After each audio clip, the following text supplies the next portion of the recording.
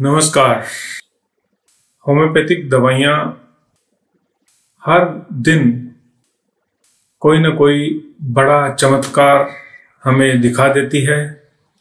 चमत्कार की इस कड़ी में एक और एग्जाम्पल मैं आपके सामने लेके आया हूँ।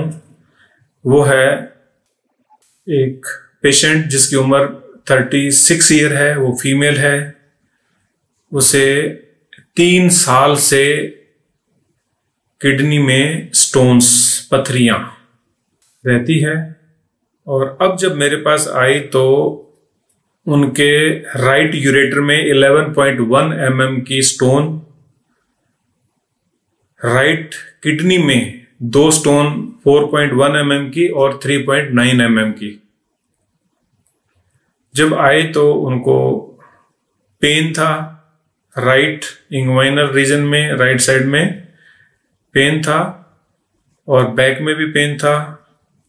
तेज दर्द था, पेशाब में ब्लड आ रहा था, घबराहट थी, उल्टी थी। उल्टी करने से उसको आराम मिल रहा था।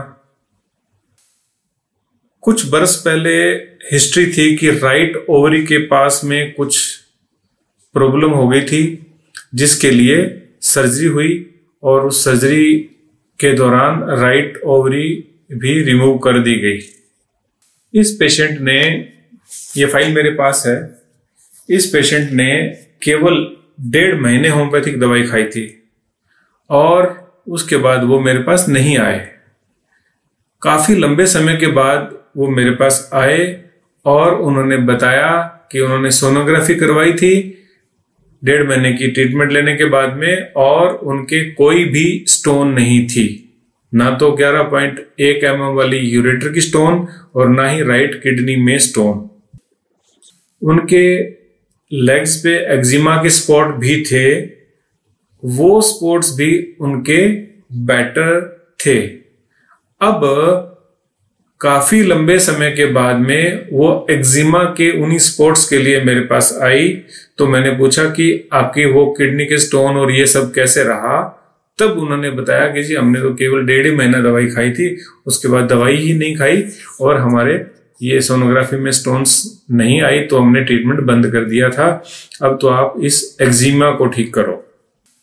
तो ये है चमत्कार होम्योपैथी का, जो केवल 1.5 महीने के इलाज से 3 पथरियां जो उनके थी गायब हो गई, ठीक हो गई।